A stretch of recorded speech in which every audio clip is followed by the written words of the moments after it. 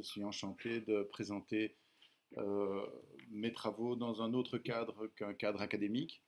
D'abord parce que ça varie le public et aussi parce que j'ai plus qu'un quart d'heure. Donc c'est aussi un vrai plaisir.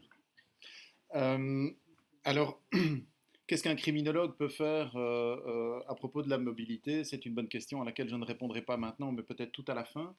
Ce que je vais essayer de vous proposer, c'est de faire, on va dire, un détour avec moi pour essayer d'élargir la vision que nous avons d'habitude à propos de la mobilité. Donc je vais vous demander de bien vouloir me suivre et on va faire un détour. Vous vous demanderez peut-être où on va, mais j'espère qu'à la fin ça sera clair. Voilà, je vous demande juste d'accepter de me suivre dans un chemin de traverse.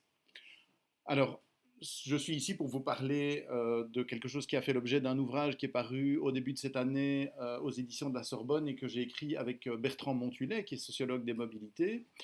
Et donc, c'est de ce projet-là que je vais... comment dire. Et c'est donc de ce projet-là qu'on va partir. Parce que je pense que souvent, si on veut expliquer où on est arrivé, faut raconter d'où on est parti. Et donc, en gros, ce livre, c'est le résultat avant tout d'une rencontre personnelle, comme souvent. Hein. On n'a pas programmé de travailler ensemble, mais en discutant, on s'est dit qu'on avait des choses à faire ensemble. Et le point de départ, c'est qu'en fait, on s'est rendu compte qu'on partageait une interrogation commune par rapport à un ensemble de discours et de normes sociaux. Donc, en fait, des choses qu'on entend tous les jours, des choses auxquelles on se sent obligé tous les jours, et qui concernent des phénomènes extrêmement variés. Par exemple, des discours sur le changement, tous ces discours sur la flexibilité, l'agilité et l'organisation agile, la souplesse, l'adaptation, le temps réel, la capacité des gens à rebondir, etc., etc. Donc ça, c'est quelque chose qui nous préoccupait. Euh, des discours qui portaient aussi sur les questions de mobilité physique, mobilité professionnelle, valorisation du voyage, réapparition du terme de nomadisme, portabilité des appareils, les appareils étant toujours plus petits et toujours plus portables, donc toujours plus formidables. Ce qui nous intéressait, c'était pourquoi est-ce que ça nous semblait si génial de bouger aujourd'hui.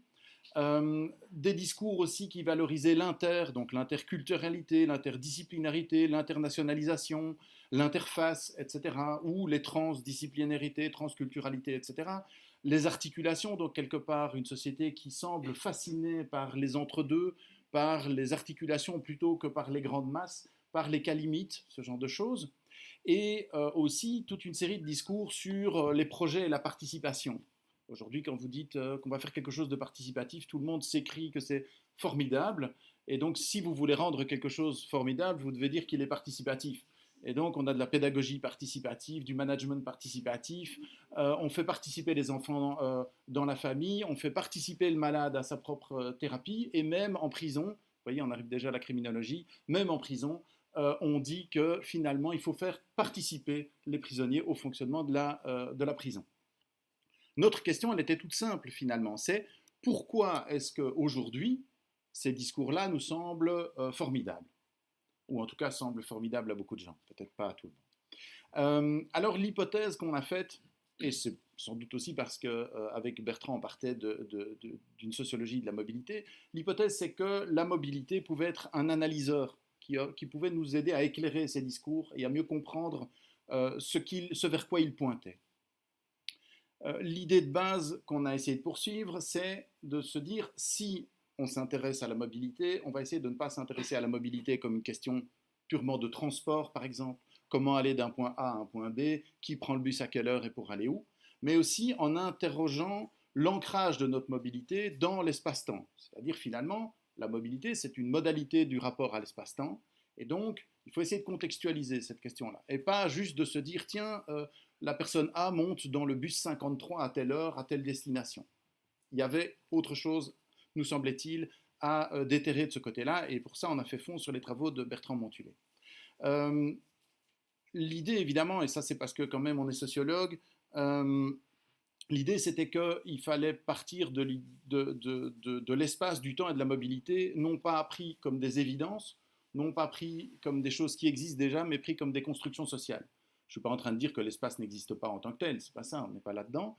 Mais par contre, je suis en train de dire que l'espace prend sens pour nous tous au travers de d'une construction sociale. C'est-à-dire que, en fonction des époques, en fonction des lieux, en fonction des expériences personnelles, on n'a pas les mêmes représentations de l'espace. L'espace n'est pas la même chose, par exemple, aujourd'hui qu'au Moyen Âge, n'est pas la même chose quand on se déplace en avion que quand on se déplace à pied ou à cheval, n'est pas la même chose quand on a un GPS ou quand on a une carte Michelin, n'est pas la même chose quand on a une grande terra nullius au milieu d'un continent ou quand on a des cartes satellitaires qui nous montrent les moindres détails du territoire. Donc l'idée c'est ça, c'est de se dire la mobilité oui, mais dans le contexte de l'espace et du temps, et l'espace, le temps et la mobilité comme construction sociale. Ça paraît compliqué, mais finalement c'est des évidences, c'est ce que je vous raconte. Vous y auriez pensé vous-même, je vous assure. On s'est dit aussi que si on faisait ça, on devait adopter une approche diachronique, parce que si on voulait comprendre ce qui se passe maintenant, il fallait qu'on essaye de le replacer dans un contexte temporel, c'est-à-dire qu'on se dise mais d'où est-ce qu'on vient, pour essayer de comprendre quel est le rapport actuel à la mobilité. L'objectif qu'on avait, c'était établir une sorte de grammaire, un ensemble de points d'attention qui permettraient ensuite des études empiriques. Je vous parlerai peut-être de ce que je fais maintenant. Alors donc, au commencement est l'espace-temps. Alors, si vous voulez bien me suivre, on doit rattacher forcément la mobilité à l'espace et au temps, puisque la mobilité, la définition la plus simple d'un déplacement, c'est une modification de la localisation, donc dans l'espace, au cours du temps. Ce qui veut dire que les représentations sociales de la mobilité et de l'espace-temps sont liées. Si on veut comprendre quelle est notre représentation aujourd'hui de la mobilité, il faut qu'on s'interroge sur la façon dont on se représente l'espace et le temps. Étape supplémentaire, on doit considérer l'espace et le temps ensemble. On ne peut pas considérer l'espace et se dire que le temps, c'est pas grave, ou l'inverse. Il nous semble que les deux sont interdépendants.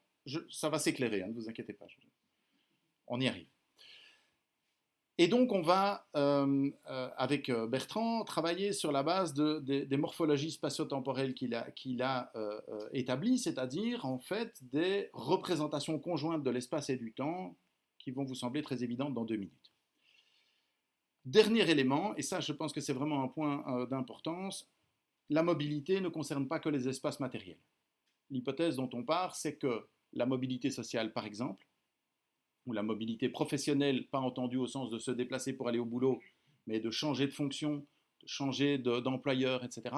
Ces mobilités-là sont des mobilités autant que la mobilité au sens habituel du terme, c'est-à-dire la mobilité dans l'espace matériel. Pour nous, l'espace, en tant que sociologue, c'est à la fois la construction sociale d'un rapport à une matérialité, mais c'est aussi la construction sociale d'un rapport à d'autres constructions sociales. Je vais vous donner juste un exemple. Si on dit à un moment donné que quelqu'un est hors la loi, c'est parce qu'on considère qu'il a franchi une frontière. Il a dépassé les bornes, qui étaient les bornes établies par le droit. Il est rentré dans le domaine de l'illégalité. Ces éléments, cette façon qu'on a de décrire le rapport à la loi, par exemple ici, ne sont pas des métaphores à notre sens. Ce sont des façons pour nous de nous représenter le monde. Et on représente le monde finalement avec ce qui est pour nous le plus évident, avec des catégories qui sont à notre disposition presque depuis le jour de notre naissance, à savoir notamment l'espace et le temps. Donc quand je dis que je suis socialement mobile, c'est une mobilité exactement au même sens que quand je dis que je suis géographiquement mobile. Ça va devenir plus clair avec le temps, ne vous inquiétez pas. Prenons la première morphologie spatio-temporelle, vous allez voir, ça va tout de suite être évocateur. Pas en lisant le slide, mais quand je vais vous en parler. Finalement, la question c'est comment est-ce qu'on peut structurer l'espace?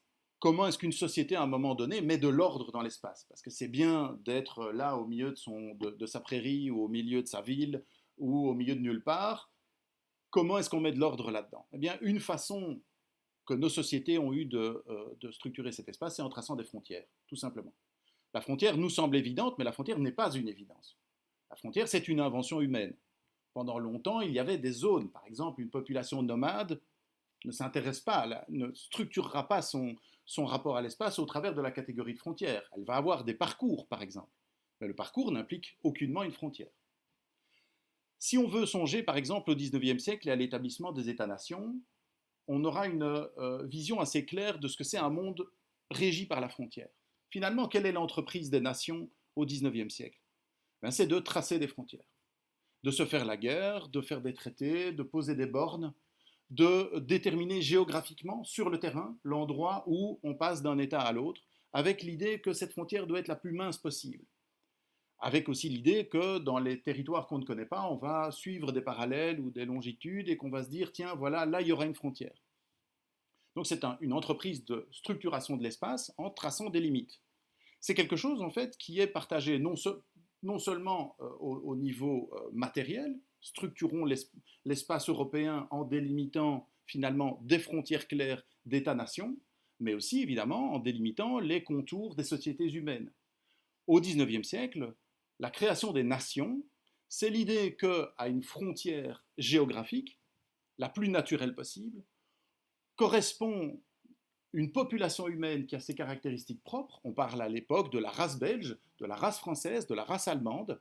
Donc, c'est l'idée qu'on peut faire correspondre des divisions de l'humanité à des divisions géographiques, à des aires culturelles, à des différences entre des langues, etc., etc.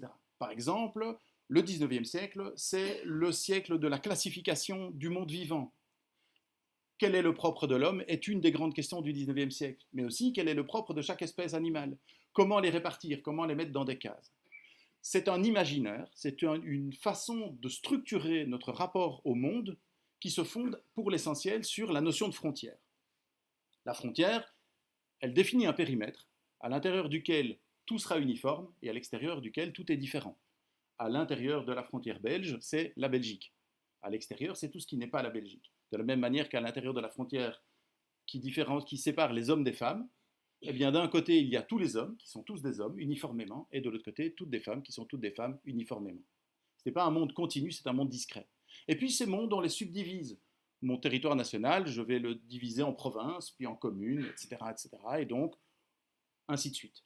L'organisation de l'État, on fera la même chose, on aura des autorités décentralisées, on va créer des subdivisions, et on va créer tout un droit qui va dire qui peut prendre quelle décision, à quel niveau et dans quelles circonstances. De nouveau, on trace des limites, on crée des frontières. Le problème de la frontière, l'exigence de la frontière, c'est la stabilité. On ne peut pas imaginer tracer une frontière pour qu'elle change tous les jours. Donc, nécessairement, la frontière est une entreprise temporelle. Si je décide que je trace les contours de la Belgique, c'est un bon exemple la Belgique, parce qu'on a essayé désespérément de créer une réalité d'État-nation à la suite d'autres États-nations, si je trace les frontières de la Belgique, alors il faut que je dise qu'elle existe, si pas naturellement, parce que c'est assez compliqué de trouver une frontière naturelle, au moins de toute éternité. Jules César nous a beaucoup aidé, par exemple, pour ça. Heureusement, il a utilisé un terme là dans sa guerre des Gaules où il parle des Belges et ça y est, notre peuple, la race belge, existe donc depuis toujours, au moins, ou presque. Ce que je veux dire par là, c'est que cette fixation de la frontière, elle implique justement une détermination et qu'on défende la frontière. Une frontière, ça se défend territorialement, mais par exemple dans les compétences entre les instances d'un État, ces frontières se défendent par des moyens juridiques. On doit, si on dit qu'il y a une différence entre les compétences de la commune et les compétences de l'État national à l'époque, on doit mettre en place des mécanismes qui permettent de vérifier ça.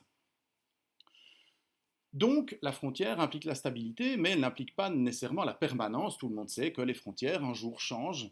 Et par exemple, les frontières des États, elles changent par la conquête ou par le traité. C'est-à-dire qu'un jour, on se réveille et on est de l'autre côté de la frontière. Pourquoi ? Parce qu'on a cédé une enclave à l'État voisin en échange de quelque chose. Et donc, brutalement, on est passé d'un côté à l'autre. Donc, ce n'est pas un monde de transition. C'est un monde de changements brutaux. Et la vision qu'on a du temps à cette époque-là, c'est la vision des moments charnières, des moments où tout change. C'est le Eureka, c'est Pasteur qui invente le premier vaccin, comme s'il n'y avait pas des pratiques vaccinales antérieurement. C'est le jour de la chute de l'Empire romain, la grande question de l'historiographie qui est de savoir quand l'Empire romain est tombé, comme si un jour des gens s'étaient réveillés en sursaut en entendant un grand boom et se disaient « ça y est, je te l'avais dit Raymond, c'est l'Empire romain qui est tombé ». Évidemment pas comme ça que ça s'est passé. Et si on regarde comment les historiens aujourd'hui parlent de ça, ils n'en parlent plus du tout en parlant d'une prétendue date de la chute de l'Empire romain. Ils s'interrogent sur les processus qui amènent à des transitions.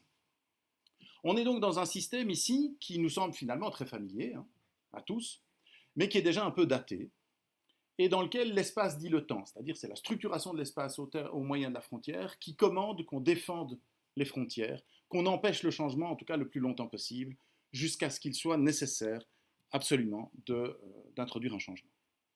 Alors évidemment, ça, si je vous parle de celui-là, c'est parce qu'il y a un concurrent, et le concurrent, c'est celui qui nous intéresse, Bertrand Montulé et moi. C'est-à-dire, comment est-ce que ces visions de l'espace-temps, aujourd'hui, ont évolué? Est-ce que nous ne serions pas, par hasard, à un moment charnière, où cet ancien monde de la frontière et de l'alternance de stase et de rupture est en train, finalement, de céder face à d'autres propositions? Et l'idée ici, c'est l'idée du temps comme un flux permanent. On n'a pas inventé que le temps passait en continu, hein, c'est pas ça que je dis. La question, c'est à quoi prêtons-nous attention quand nous pensons au temps collectivement? Eh bien, l'idée ici, si vous écoutez un petit peu autour de vous, c'est que de plus en plus, on vous dit, oui, mais tout change tellement, tout le temps, que ça ne sert à rien de prévoir pour 100 ans. Demain, tout sera déjà différent. D'ailleurs, regardez, comme hier, tout était différent. On ne reconnaît plus le monde, il change constamment. Regardez comme par exemple en matière de régulation, on vous dit mais ça ne sert à rien de faire des grandes lois pour l'éternité, le code civil, le code pénal, des grandes réformes. Quand on adopte une loi, de plus en plus, on dit ben voilà, dans un an, telle commission, on évaluera l'application, et puis on fera des amendements, et puis un an après, on refera une évaluation, et puis on refera des amendements, etc. Par exemple, l'évaluation des politiques publiques, un élément qui est particulièrement à la mode aujourd'hui, eh bien, repose sur l'idée qu'une politique publique, ce n'est pas quelque chose qu'on fonde pour un siècle. C'est-à-dire que l'État n'est pas là pour instaurer un monde qui donc va durer, mais il est là pour répondre à une demande, laquelle évolue en permanence, pour répondre à un contexte, lequel évolue en permanence. Et donc, ça veut dire quoi? Mais ça veut dire que dans un contexte pareil, comment vous voulez tracer une frontière entre le légal et l'illégal, entre le national et le non national, entre la ville de Bruxelles, par exemple, et l'extérieur de la ville de Bruxelles? Finalement, est-ce que Bruxelles, c'est 19 communes enserrées dans une frontière?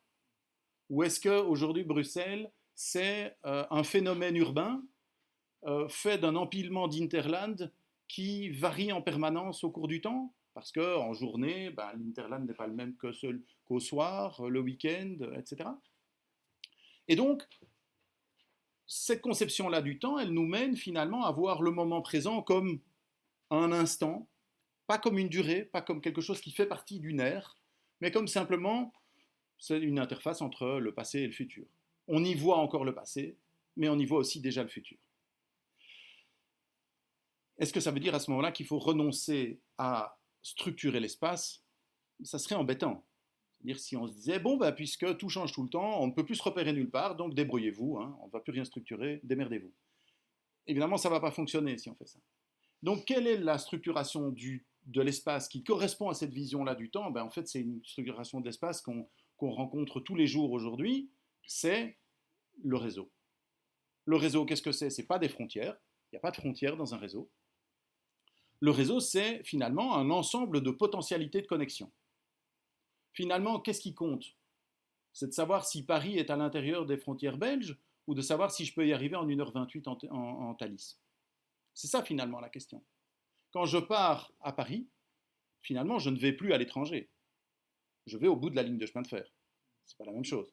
Et d'ailleurs, là-bas, les gens sont peut-être un petit peu plus désagréables, mais on utilise la même monnaie, ma carte fonctionne, mon téléphone fonctionne, je n'ai même plus de frais de roaming. Quelle est l'expérience de l'espace que j'ai là-dedans? C'est juste qu'en fait, Paris est un point de l'espace qui est à ma portée. D'ailleurs, il est plus loin que Luxembourg, parce que le train pour aller à Luxembourg est plus lent. Et donc, dans cet espace réticulaire, la question, ce n'est pas la distance. La question, c'est l'accessibilité. C'est la facilité avec laquelle je vais pouvoir atteindre un point ou pas.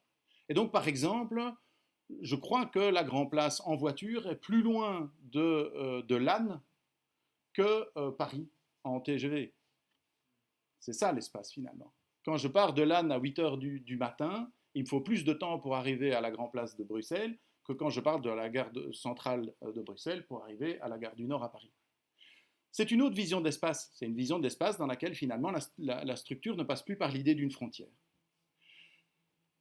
La particularité du réseau, c'est qu'il bat en fait, si vous voulez. il s'étend, il se rétracte, il se modifie en permanence. Et si on veut représenter le réseau, si vous avez déjà vu ces images où on essaye de figer à un moment donné ce que c'est Internet, en vous montrant des échevaux de relations comme ça, mais en fait, c'est une photographie. On ne peut pas faire une carte d'un réseau. Parce que cette carte d'un réseau, elle fige les choses. Or, le réseau, il est gouverné par le temps.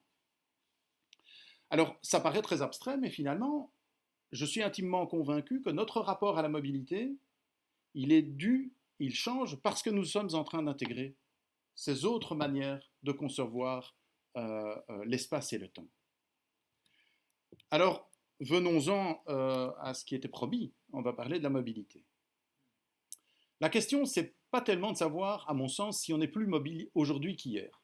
Souvent, aujourd'hui, quand on parle de la mobilité, on dit « Ah oui, mais aujourd'hui, on est mobile. Maintenant, on est vraiment mobile. » On est dans des sociétés qui valorisent la mobilité.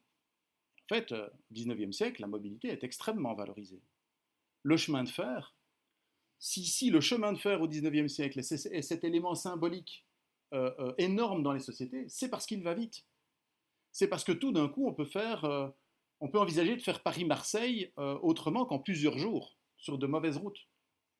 Quand on traverse l'Atlantique avec des bateaux à vapeur qui vont de plus en plus vite et qu'on fait des concours pour attribuer le ruban bleu au bateau le plus rapide et qu'on en arrive à 5 jours de traversée, on est évidemment dans une valorisation de la vitesse. On est dans une valorisation de la mobilité. C'est bien d'aller loin, d'aller vite. On invente l'avion, on invente l'automobile. Et donc, l'idée, c'est qu'il faut essayer de sortir de la représentation qu'on peut avoir aujourd'hui, qui est de dire, nous, on est des êtres hypermobiles, et avant, c'était la préhistoire et personne ne bougeait. En fait, plus que de se demander si on valorise ou pas la mobilité, la question qu'il faudrait se poser, c'est quoi ce que nous identifions comme la mobilité? Et quel type de relation entretenons-nous avec? Parce qu'on peut valoriser des mobilités qui sont extrêmement différentes. Qu'est-ce que c'est se mouvoir dans la forme limite, c'est-à-dire dans ce monde de frontières et de stases et de ruptures? A priori, le plus simple, c'est franchir une frontière. C'est ce qu'on a appelé une mobilité franchissement. C'est-à-dire qu'en fait, finalement, je suis mobile quand je passe une limite. Je suis mobile quand je sors de la ville ou quand je sors de l'État, ou etc., etc. C'est-à-dire que, socialement, de la même manière, c'est quoi une mobilité professionnelle? Eh bien, je suis mobile quand je suis de sous-chef de bureau, je passe à chef de bureau, et puis de chef de bureau, je passe à chef de bureau principal, et etc. Regardez un organigramme de l'administration jusque dans les années 60, ces magnifiques pyramides, elles nous montrent ce que c'est une mobilité franchissement. À l'ancienneté, selon des examens, on va passer des étapes. On a une carrière, on sait quelles en seront les différentes possibilités, et on sait aussi qu'il y a des étapes qu'on ne franchira jamais. Par exemple, rares sont ceux qui franchissent la frontière entre l'école bleue et l'école blanc. Et donc, cette idée de la mobilité franchissement, elle est finalement, elle nous permet de lire une façon de concevoir ce que c'est modifier sa position dans l'espace, dans un monde qui est un monde de frontières. Alors c'est très important de prêter attention à l'échelle, bien entendu. Si je regarde à une grande échelle, c'est-à-dire très localement, eh bien, franchir la porte de ma maison, ça peut déjà être une mobilité. Mais si je regarde à une autre échelle, je peux dire, regardez, les femmes au foyer, elles ne sont pas mobiles. Pourquoi? Parce qu'en fait, elles ne sortent pas de leur village, ou rarement, ou de leur ville, ou de leur quartier. Même si toute la journée, elles vont faire des courses, elles vont à gauche, à droite, conduire les enfants, les rechercher, etc. Ce n'est pas de la mobilité. Donc, cette définition qu'on a de la mobilité, elle guide aussi notre regard. Elle nous permet de voir du mobile et d'en ignorer également. Cette mobilité-là, elle part d'un ancrage et elle va vers un autre ancrage. C'est-à-dire que quand on franchit une frontière, on est d'abord inclus dans un espace. C'est-à-dire que si je veux, par exemple, partir de Belgique, ça veut dire que je dois déjà d'abord être en Belgique. Je ne suis pas n'importe où dans l'espace. Je suis inclus dans des positions. De la même manière que si je fais carrière dans l'administration, j'ai une fonction et je vais vers une autre fonction. Ce qui veut dire que ce mouvement, il est linéaire, il a un sens et il a un objectif. Quand je me déplace, c'est parce que je sais que je veux gagner un endroit, ce qui n'est pas non plus évident. Il y a plein de mobilités qui sont des mobilités pour revenir au même point. Par exemple, la mobilité circulaire ou cyclique des populations nomades traditionnelles est une mobilité qui ne les fait pas aller ailleurs. Elle les fait revenir cycliquement au même endroit. D'accord? Donc c'est une mobilité seconde, parce qu'on est d'abord ancré, conditionnelle, parce qu'évidemment on ne franchit pas une frontière sans respecter des conditions, ce qui n'est plus le cas aujourd'hui. Hein. C'est aussi pour ça que quand je vais à Paris, je ne suis pas parti ailleurs finalement, puisque je n'ai plus le plaisir, en passant la frontière avec ma voiture, d'avoir quelqu'un en uniforme qui fait comme ça, et qui de temps en temps arrête quelqu'un au hasard pour dire que quand même on n'aura pas payé pour rien. Et c'est aussi une mobilité qui est planifiée puisqu'elle a un objectif. Alors, comment être mobile dans un espace réticulaire? Alors là, c'est très différent. À partir du moment où ma position dans le réseau, elle dépend de mes relations avec le reste du réseau. Chaque fois qu'un point du réseau se déplace, moi aussi je me déplace par rapport à lui. Finalement, il n'y a pas, je ne suis pas inclus dans une frontière où je peux dire, mais là je sais qu'elle passe là, à la frontière entre la Belgique et la France. Et donc si je passe de l'autre côté, je sais que je me suis déplacé. Mais si je reste ici, je sais que je suis immobile, que je n'ai pas franchi la frontière. Si finalement ma relation à l'espace, c'est de savoir de quoi je suis proche, si ces choses s'éloignent ou se rapprochent, je me déplace. Il n'y a plus de référent extérieur, il n'y a plus de ligne tracée au sol. Il y a à ce moment-là la possibilité que, sans jamais changer de fonction dans ma boîte, par exemple, ma position dégringole complètement et que je me retrouve complètement déclassé tout simplement parce que je n'ai pas participé au bon projet, je n'ai pas donné les bons signaux, etc. Je ne suis pas resté au même endroit, je ne suis pas resté fixe parce que tout le monde autour de moi s'est complètement réagencé. Ça veut dire quoi? Mais ça veut dire que la mobilité, dans ce cadre-là, elle est irrépressible et elle est constante. Dans un espace qui change tout le temps, dans un espace qui se distance, se contracte en permanence, je ne peux pas être immobile. Je peux veiller à être immobile par rapport à certains points qui sont des points essentiels pour moi. Mais c'est le fruit d'un effort et ça n'est que relatif. Dans ce cadre-là, évidemment, la mobilité est ce qu'on a appelé une mobilité dérive, c'est-à-dire que finalement, je suis pris dans des flux, dans des courants, et je dois essayer d'en tirer parti. Toute cette rhétorique sur il faut savoir saisir les opportunités, sentir quand le vent tourne, aller à gauche, à droite, profiter de ce qui se présente, etc., c'est aussi ça. C'est-à-dire, il faut, dans un monde changeant, essayer de tirer parti de cette mobilité de tout par rapport à tout.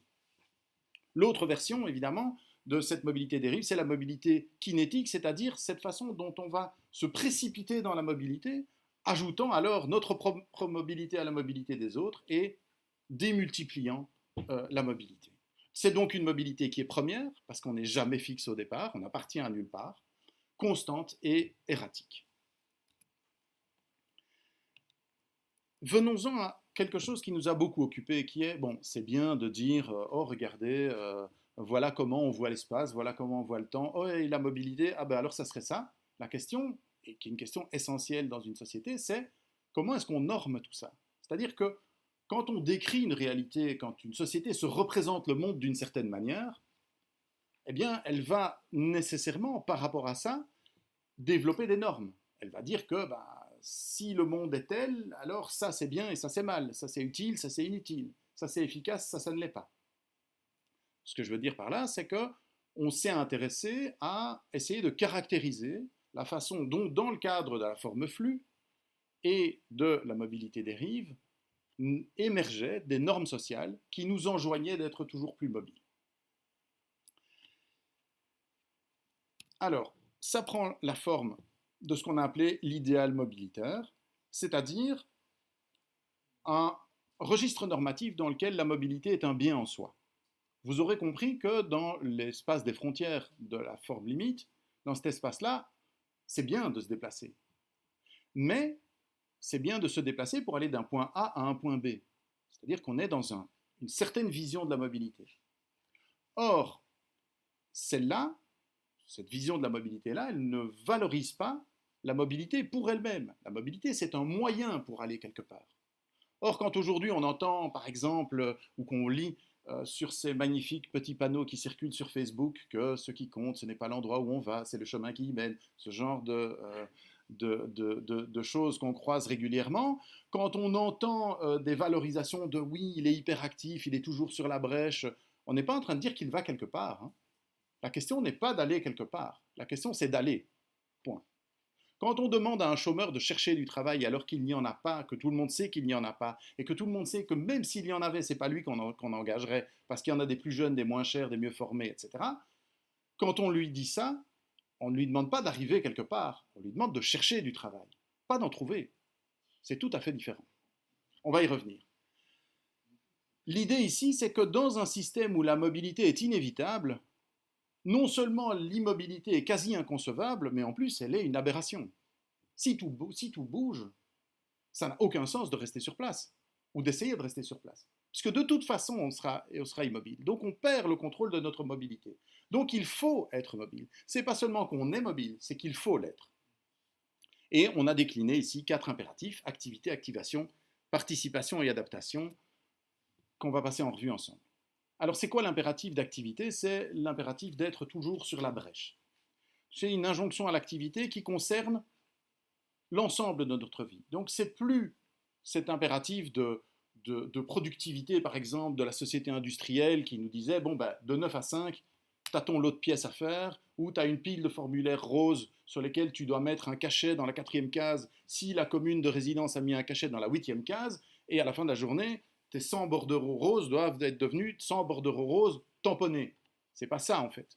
Ce qu'on vous demande, c'est d'être actif toujours. C'est-à-dire être actif dans votre vie privée, être actif au boulot, être actif avant la pension, après la pension, être actif. Si vous regardez aujourd'hui l'agenda d'un enfant de 10 ans, il a un agenda, il a besoin d'un agenda. Hein? D'accord? En 1970, les enfants n'avaient pas besoin d'un agenda. Il a besoin d'un agenda parce que c'est bien qu'il aille à l'école, mais il faudrait quand même qu'il apprenne une langue en plus, c'est quand même utile. Il faudrait qu'il fasse un instrument, parce que quand même, mine de rien, ça peut, hein, voilà, il faut s'épanouir aussi. Il doit faire du sport, 2 peut-être. Il doit faire des stages pendant les vacances, parce que c'est pas bien de rester à rien faire. Et donc on se retrouve avec quoi? Avec des médecins qui disent, c'est bien en fait que les enfants s'ennuient. C'est vraiment chouette, ça leur apprend plein de trucs. Alors qu'en fait, on a une peur de l'ennui. On bourre les agendas. Si vous regardez comment on parle des seniors, les gens ne sont plus vieux, hein, donc ça vous le savez déjà, ils deviennent des seniors. Parce qu'un vieux, c'est quelqu'un à qui on disait, tu es déclassé, tu fais ce que tu veux, tu vas pêcher, on ne veut plus te voir, on n'a plus besoin de toi sur le marché de l'emploi. Voilà. Or, maintenant, ils deviennent des seniors, mais pas n'importe quel senior, ce sont des seniors actifs. Regardez les illustrations qu'il y a sur les magazines pour seniors actifs.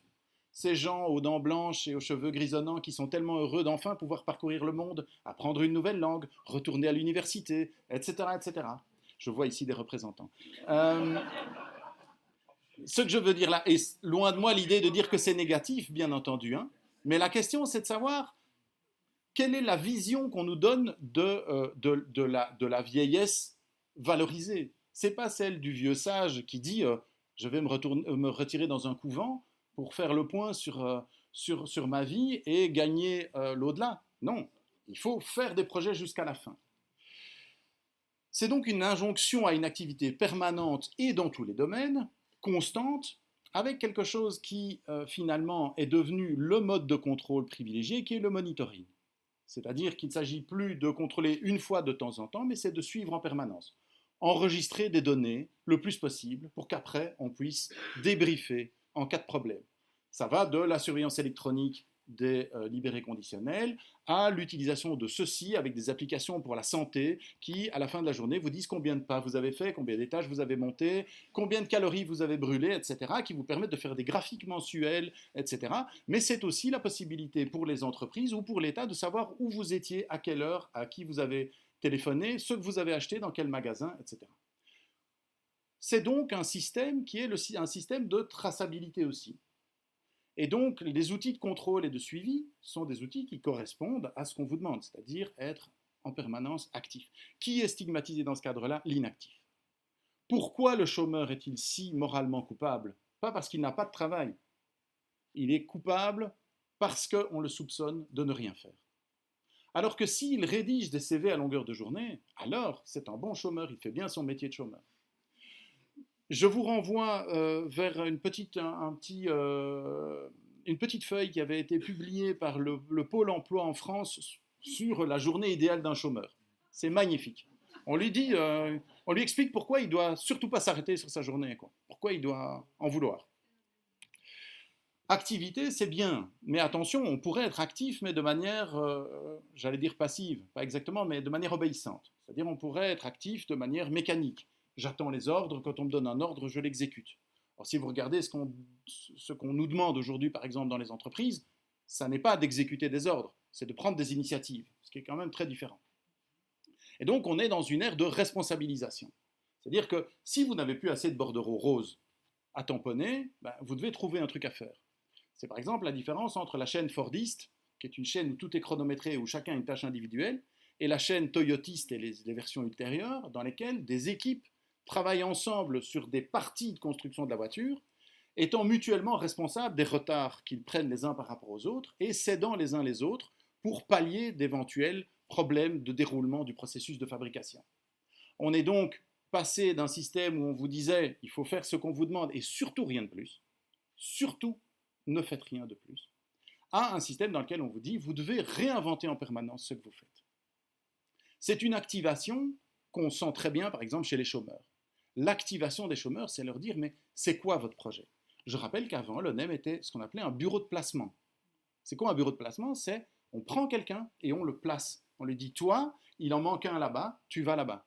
Maintenant, ce n'est plus ça qu'on fait. Maintenant, on dit alors, quel est votre projet? Qu'est-ce que vous allez faire maintenant? Comment vous allez vous-même vous auto-contraindre? Comment est-ce que vous allez vous-même vous mettre en mouvement? Et donc, c'est une activation comme une projection, c'est-à-dire se mettre soi-même en projet en permanence. Quel est votre projet? C'est la question, la mère de toutes les questions aujourd'hui. C'est le plan, mais sans planification, c'est-à-dire c'est plus un plan quinquennal. Par exemple, le détenu, quand il rentre en prison, le jour où la loi entrera enfin en vigueur, mais donc la loi prévoit qu'il fasse un plan de détention. En gros, puisque tu vas passer 10 ans ici, qu'est-ce que tu vas faire? Alors qu'avant, on lui disait, on te place ici pendant 10 ans et tu sors pas. C'est tout. Il n'y a rien à attendre. Tu vas être là pendant 10 ans. Et dans 10 ans, on ouvre la porte et tu sors. Maintenant, l'idée, c'est de dire, et maintenant, qu'est-ce que tu vas faire de ce temps? En sachant que quand s'approche l'heure de sortir, on va lui dire, quel est ton plan de réinsertion? Et que, évidemment, comme il n'aura pas d'emploi en sortant, il se retrouvera sans doute bénéficiaire d'une aide sociale qui lui dira, quel est votre plan? Quel est votre projet pour obtenir une aide au CPAS ou pour avoir droit à vos allocations de chômage éventuelles, etc. Qui est stigmatisé dans ce cadre-là? Évidemment, les obéissants, ceux qui font ce qu'on leur dit, ceux qui restent à leur place. Regardez à quel point on peut glorifier aujourd'hui, jusqu'à l'absurde, les gens qui dénotent. Comme se mettre dans la position de celui qui dénote est devenu quelque part un vecteur de prestige social. J'avais écrit un texte il y a quelque temps dans la revue Nouvelle à propos de cette pub Mercedes où on voit un père déguisé en princesse avec une petite fille déguisée en princesse sur le dos, avec cette association de la Mercedes, la voiture de la personne qui a réussi, avec ce qui semblait être un comportement hors norme. Eh bien, on est là-dedans. Il ne faut pas obéir. Il faut se projeter, s'activer. Mais si on se projette et si on s'active, il ne faut pas le faire tout seul dans son coin. Votre projet, ça ne peut pas être, je ne sais pas, par exemple, d'ouvrir vos chakras, de vous retirer dans la méditation, de devenir stylite. Ce n'est pas ça un projet. Un projet, c'est quelque chose de collectif. Ce à quoi nous sommes appelés, par exemple, le prisonnier quand il rentre, cette idée du plan de détention, c'est lui dire quelles sont les ressources que tu vas mobiliser. Une ASBL qui fait de l'aide aux détenus, le psychologue de la prison qui pourrait t'aider avec tes problèmes d'addiction, la victime avec laquelle tu vas pouvoir entrer en dialogue pour voir comment tu vas l'indemniser, ta famille avec laquelle tu as rompu, avec laquelle tu voudrais renouer, etc. Donc c'est l'idée qu'en fait, le projet qu'on vous invite à faire, ça doit être un projet participatif, collectif. Or, c'est quoi un projet aussi? C'est quelque chose de temporaire. Un projet, c'est nécessairement temporaire. C'est la différence entre un projet familial et fonder une famille. Fonder une famille à l'ancienne, ça voulait dire quoi? Ça voulait dire que la femme quitte son lignage et entre dans le lignage de son mari. Pour toujours. C'était comme ça. On pouvait divorcer, mais on sait ce qui arrivait aux femmes divorcées. Les hommes, ça allait, hein, mais les femmes, c'était un peu plus compliqué. Et ça, ce n'était pas un projet familial. C'était fonder une famille. Et donc, quand une femme de 40 ans disait que son mari buvait, avait sans doute une maîtresse et rentrait fort tard le soir, sa meilleure amie lui disait « Ah oui, mais rassure-toi, vers 65 ans, il s'assagisse. » Aujourd'hui, quand quelqu'un dit ça, on lui dit, mais fais un autre projet. Si ce projet-là ne te convient plus, si tu n'es plus heureuse, si tu n'y trouves plus ton compte, passe à un autre projet. C'est l'humanité bondissante. C'est-à-dire que quand vous êtes viré et que vous arrivez dans une boîte d'outplacement, on vous dit que un licenciement, c'est une véritable opportunité. C'est la chance de rebondir, de faire de nouveaux projets. Et donc, avec vous, de manière participative, il monte le projet de recherche de nouveaux projets dans lesquels vous pourrez faire des projets avec d'autres gens qui feront des projets, etc. C'est le management par projet, par exemple. C'est le fait que la question n'est plus de savoir si vous transformez des bordereaux roses non tamponnés en bordereaux roses tamponnés. C'est la question de savoir quels sont les multiples projets qui vont émailler votre passage dans une entreprise, pas votre carrière. C'est donc un système de coordination, mais c'est aussi un système de cumul et de succession des projets. C'est-à-dire que le test, le grand défi, c'est de passer d'un projet à l'autre au cours du temps, mais c'est aussi de gérer en parallèle divers projets. C'est-à-dire trouver la manière de concilier votre vie professionnelle, votre vie de famille, votre projet sportif, votre projet avec une ASBL, votre projet politique, etc., etc., et essayer de combiner tout ça ensemble. Qui est stigmatisé? Qui est le rebut dans ce cadre-là? Bien, c'est l'isolé. C'est celui à qui personne ne demande de participer à des projets, et celui qui, quand il dit « moi j'ai une idée, je voudrais faire un projet », ne trouve personne pour l'aider. Activité, activation, participation. Participatif, c'est ce qu'on disait, hein, c'est super. Vous faites un truc participatif, c'est génial. Donc n'oubliez pas de toujours mettre participatif, vous pouvez faire ce que vous voulez, tant que c'est participatif, c'est bien. La prison est participative, donc c'est vous dire, hein, donc franchement, vous avez de la marge. Alors, si vous êtes actif en permanence, si vous prenez des initiatives, et si vous créez des sortes de coalitions, des projets participatifs, quelle doit être votre vertu cardinale? L'adaptabilité. Vous devez pouvoir en permanence passer d'un registre à l'autre. Votre téléphone sonne, vous êtes chez vous, c'est votre patron, vous devez tout de suite vous remettre dans vos dossiers, vous êtes au boulot, c'est votre femme, vous devez tout de suite vous dire « Ah oui, elle m'appelle sans doute pour le petit, je ne sais plus où il est, qu'est-ce qu'il faisait, est-ce qu'il est malade ?» Voilà. C'est ça, c'est aussi pour les organisations, on en parlait tout à l'heure, hein, les politiques et l'évaluation des politiques publiques. Si aujourd'hui on regarde comment les parquets parlent de la gestion de la politique criminelle, eh bien les discours sont des discours qui portent sur l'adaptation. En gros, la société est un système qui est en évolution constante, qui est en mouvement permanent, et dont les besoins varient constamment au cours du temps. Et le boulot d'une administration, c'est de répondre au mieux à ces changements en adaptant son propre fonctionnement. Et donc forcément, comme elle adapte son fonctionnement, elle demande à ses membres d'adapter eux-mêmes leurs propres pratiques, etc., etc. C'est-à-dire qu'on est dans des systèmes qui, de manière cumulative, génèrent des ondes d'adaptation, si vous voulez. C'est toute l'idée du temps réel qui est aussi bien valable dans les administrations que dans les entreprises. Par exemple, la justice en temps réel, l'idée qu'on pourrait faire une comparution hyper immédiate et que chez nous, ce n'est pas tellement en vigueur, mais par exemple en France, c'est extrêmement puissant, et que finalement la justice n'est pas un processus qui prend du temps, mais quelque chose qui peut permettre de gérer le contentieux au plus près du terrain, eh bien ça, c'est quelque chose qui modifie très profondément notre rapport à notre action et au cadre de notre action. La souplesse est donc une nécessité, la versatilité, c'est une vertu. Quand vous présentez un CV sur lequel vous n'avez eu qu'un employeur en 20 ans, c'est quand même vachement suspect. Quel est votre problème pour que vous ne vous emmerdiez pas au bout de 20 ans dans la même boîte? Il y a un problème, c'est quand même clair.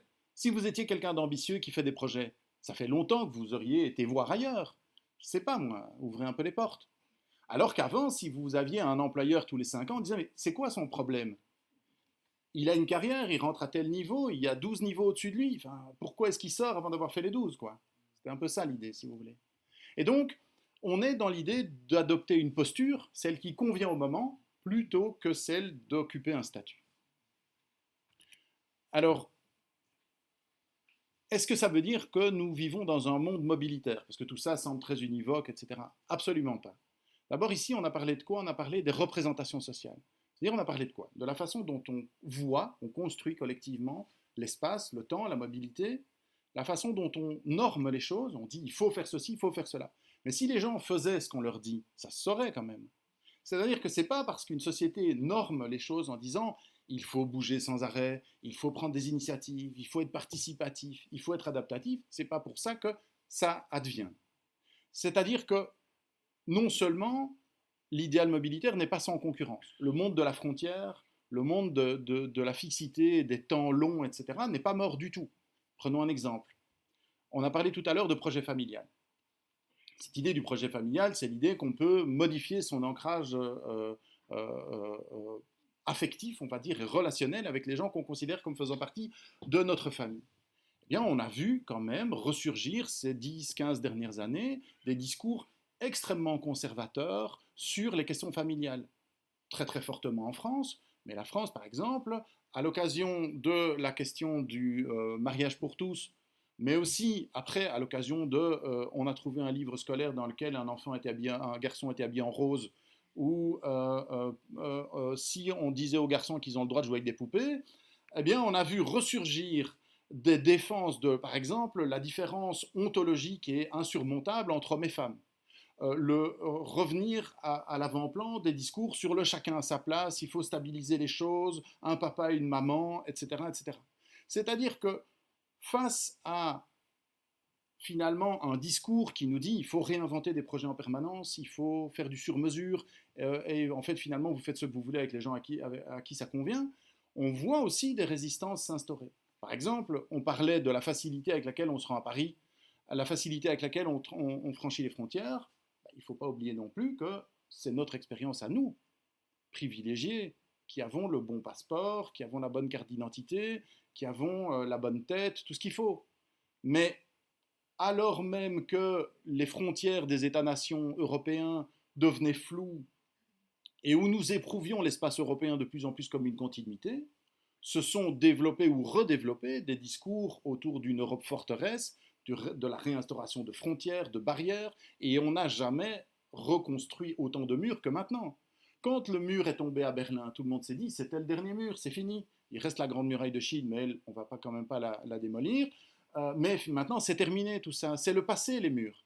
Et puis on regarde aujourd'hui et on se rend compte qu'un pays comme la Hongrie, qui quand même sait ce que c'est être de l'autre côté d'un mur, reconstruit des grillages. On voit qu'en Israël, on construit des murs. On voit que aux États-Unis, la construction d'un mur a été un enjeu essentiel. Ce qui veut dire quoi? Ce qui veut dire qu'il ne faut pas se dire « Ah, ça y est, on est dans une société mobilitaire ». Il y a évidemment une forte résistance, et bien malin celui qui pourra prédire la façon dont tout ça va s'agencer. Par ailleurs, c'est un idéal ce dont on parle. On parle de normes sociales. Or, les normes sociales, elles sont faites aussi pour être instrumentalisées. C'est-à-dire que la question, par exemple, c'est qui sont les mobiles non reconnus? Est-ce qu'un chômeur qui accepte de faire 1 heure et demie de bus dans chaque sens pour aller occuper un emploi à mi-temps de réassortisseur dans un carrefour, est-ce qu'il est un grand mobile valorisé par sa mobilité? Non. Pourtant, il est beaucoup plus mobile que bien des cadres qui sont valorisés parce qu'une fois par mois, ils vont passer 3 jours en Californie au siège social de la boîte. C'est-à-dire que là, il y a une question qui se pose qui est comment fait-on pour être reconnu dans ces mobilités, pour être valorisé pour ces mobilités? Quand on est conforme à l'idéal mobilitaire, est-ce qu'on est nécessairement récompensé? La réponse est non. Et donc, on voit bien que là, il y a un écart entre les normes et les pratiques. Et à l'inverse, il y a aussi les immobiles qui peuvent se permettre de rester immobiles parce qu'ils arrivent à rester invisibles. Par exemple, on stigmatise l'inactivité du chômeur, on ne stigmatise pas l'inactivité du rentier. Alors l'idée, c'est pas qu'il faudrait les stigmatiser. Je ne suis pas en train de faire un concours de stigmatisation en disant j'en vois un dans le coin là qui n'est pas stigmatisé. La question, c'est de se demander pourquoi certaines immobilités sont stigmatisées et d'autres pas. Donc, il faut absolument relativiser ça. En attendant, ce que ça trace, ça, c'est un univers de sens dans lequel nos pratiques se déploient, par rapport auquel on essaye ou non de se justifier, par rapport auquel on essaye ou non d'inventer des pratiques correspondantes ou acceptables. Alors, où est-ce qu'on peut chercher la mobilité? Parce qu'on est parti sur l'idée que, enfin vous avez vu, j'ai donné des exemples un peu dans tous les sens, et pas spécialement en matière de mobilité urbaine, même si je sais que c'est votre préoccupation initiale. Où est-ce qu'on cherche cette mobilité? Par exemple, moi j'ai écrit sur le management de la justice, les modes alternatifs de résolution des conflits, la médiation pénale, ou la surveillance électronique, qui sont en fait des dispositifs qui interrogent notre rapport à la mobilité. Pas seulement à la mobilité physique, mais qui interrogent notre rapport à ça, cet idéal mobilitaire. Par exemple, pourquoi est-ce qu'un jour, et pourquoi à la fin du XXe siècle, on s'est dit, tiens, ça serait quand même vraiment bien si on faisait discuter l'auteur d'une infraction avec sa victime pour qu'ils trouvent eux-mêmes une solution. C'est quand même bizarre comme idée.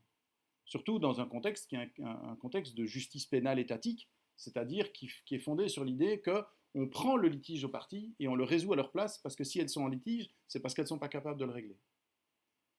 Donc, qu'est-ce qui fait qu'il y ait cette bascule? Mais on peut appliquer ça à d'autres questions. Par exemple, la question du genre. Pourquoi est-ce qu'à un moment donné, on se dit, mais c'est vrai ça en fait, pourquoi est-ce qu'il y aurait deux sexes? Qu'est-ce qu'on fait de tous les gens qui sont entre les deux? C'est quoi en fait finalement quelqu'un qui est entre les deux dans le monde de la frontière? C'est un anormal, c'est-à-dire quelqu'un qui doit être médicalisé, un déviant, quelqu'un qui a un problème. Hein. Il est intersexué ou il a des comportements sexuels non conformes à l'architecture avec une belle ligne au milieu. C'est soit ça, soit c'est un rebelle. C'est quelqu'un qui met en cause une frontière qui est une frontière structurante de la société. C'est intéressant parce qu'à l'époque, on dit finalement que l'exception, elle confirme la règle. Ça permet de mettre l'exception sur le côté. Alors qu'aujourd'hui, si on regarde comment on en parle en disant, mais regardez les exceptions, c'est bien la preuve que la règle ne vaut pas, puisqu'il y a des exceptions. Ce sont deux façons de voir les choses qui sont différentes, mais qui peuvent être vues au travers de ce système-là. La question qui se pose derrière ça, finalement, c'est pas seulement de savoir, finalement, si on bouge plus ou moins qu'avant, c'est aussi comment on bouge, pourquoi, avec quel imaginaire derrière ça. Parce que je ne pense pas qu'on puisse régler cette question nécessairement sociale de la mobilité, sociale depuis toujours. Hein. La question de la mobilité est une question qui préoccupe les sociétés humaines depuis sans doute toujours. Mais je ne pense pas qu'on puisse le faire en gardant comme idée qu'aujourd'hui, la seule question de la mobilité, c'est comment aller d'un point A à un point B. Ça pose évidemment aussi des questions qui sont liées au statut, aux rôles sociaux, aux postures, etc. Alors, ce qui me semble important de retenir de ça, en tout cas ce que j'aurais envie de mettre en avant, c'est d'abord qu'il faut arrêter de penser qu'on a inventé la mobilité. C'est pas parce qu'on va plus vite ou qu'on a des voitures qui sont plus confortables, on n'a rien inventé finalement. En tout cas pas la mobilité. Le terme mobilité est récent, mais les déplacements, c'est vieux comme le monde, et il faut éviter cette idée qu'on a quelque part inventé la mobilité parce que ça nous fait nous intéresser à la mauvaise question, qui est la question de est-ce que oui ou non nous sommes mobiles? Alors que la question c'est quoi aujourd'hui être mobile? Qu'est-ce que nous voyons comme étant mobile? Pourquoi aujourd'hui, par exemple, une manifestation est interprétée non comme une protestation politique, mais comme un problème de circulation? C'est ça, en fait, finalement, les questions. Ça nous amène à nous interroger sur l'évolution de nos représentations de ce qu'est la mobilité, à nous interroger sur notre rapport à l'espace-temps, à intégrer la question des normes sociales, et à se rendre compte que sans doute les modes de gestion de la mobilité aujourd'hui ne peuvent pas être les mêmes que ceux d'autrefois. Au temps où, par exemple, on imposait le carnet ouvrier aux travailleurs qui ne pouvaient quitter leur ville que s'ils pouvaient faire la preuve qu'ils allaient chercher un autre employeur. Voilà, c'est ce que je voulais vous dire aujourd'hui.